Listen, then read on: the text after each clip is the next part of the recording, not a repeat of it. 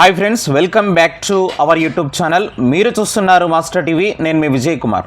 ఈరోజు అన్ని దినపత్రికలలో వచ్చినటువంటి విద్య మరియు ఉద్యోగ సమాచారం ఏముందో తెలుసుకునేటటువంటి ప్రయత్నం అయితే చేద్దాం. చాలా కీలకమైనటువంటి అప్డేట్స్ అయితే రావడం జరిగింది.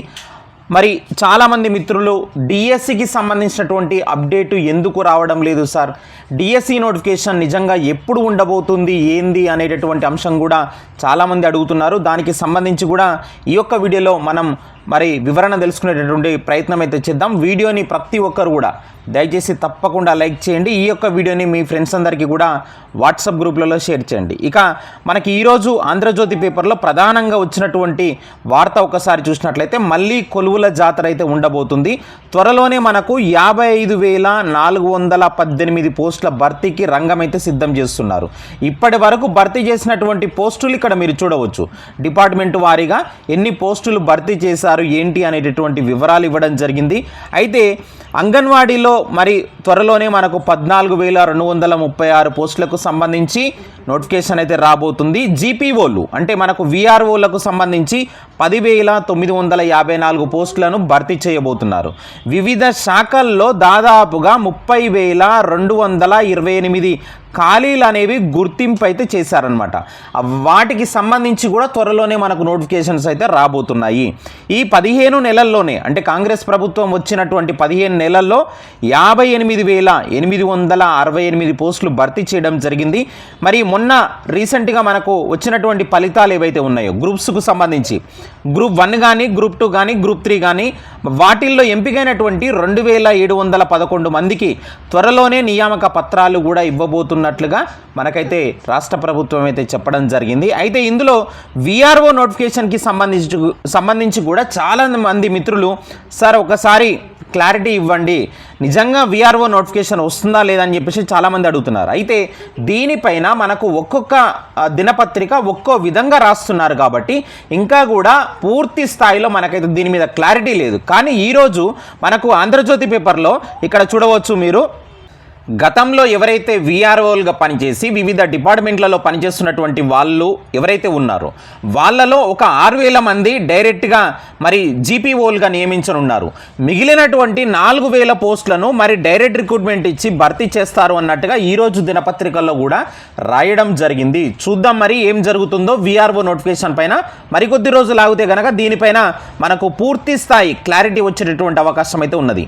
మరో 30 రోజుల్లో గ్రూప్స్ నియామకాలు అయితే మరి క్లియర్ చేస్తామంటూ మరి సీఎం రేవంత్ రెడ్డి సార్ చెప్పడం జరిగింది. నిన్న 922 మంది కారుణ్య ఉద్యోగ నియామక పత్రాల అందజేత కార్యక్రమంలో ఈ యొక్క అంశాన్ని ప్రస్తావించడం జరిగింది. అదేవిధంగా చూసినట్లయితే మనకు 30,228 పోస్టుల భర్తీకి గ్రీన్ సిగ్నల్ అయితే పడింది. సో ఇందులో చూసుకుంటే కనుక త్వరలోనే మనకు 2,711 గ్రూప్స్ అభ్యర్థులకు గ్రూప్ 1, గ్రూప్ 2, గ్రూప్ 3 పోస్టులకు నియామకాలు అయితే ఇవ్వబోతున్నారు.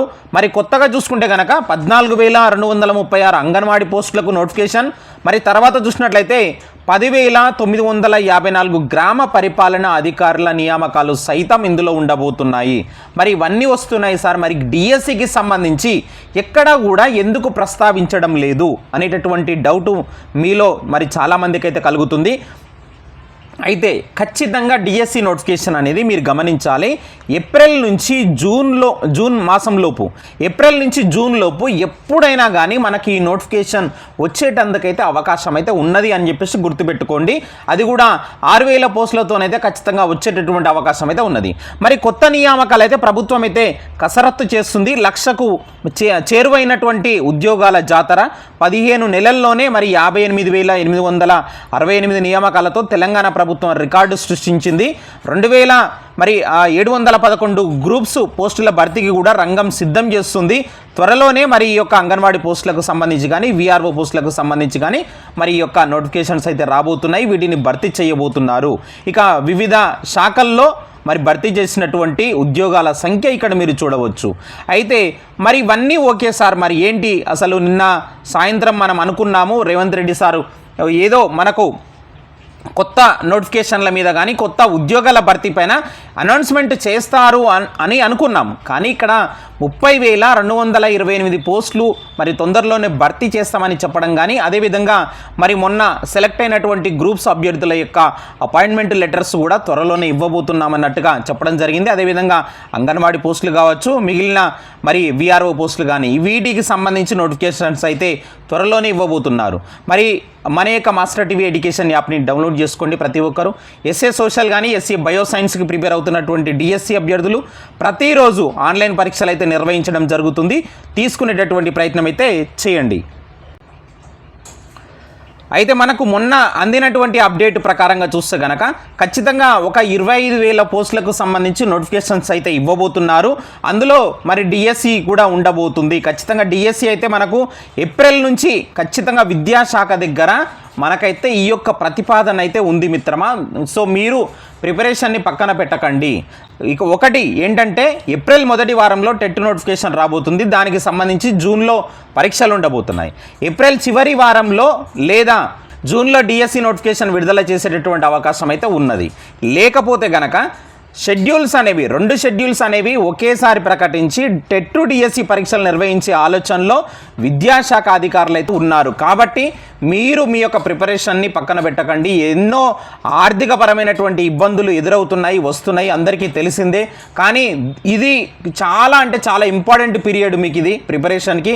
మీరు ఇవన్నీ కూడా తట్టుకొని నిలబడండి, ప్రిపరేషన్ కొనసాగించండి. ఖచ్చితంగా డిఎస్సి నోటిఫికేషన్ పైన మనకు పూర్తి స్థాయిలో క్లారిటీ రావాలంటే కనుక మంత్ ఎండ్ వరకు మనకి ఈ 10 రోజుల్లో కనుక దీనిపైన క్లారిటీ వచ్చేటటువంటి అవకాశం అయితే ఉన్నదని మిత్రులు అయితే గమనించగలరు.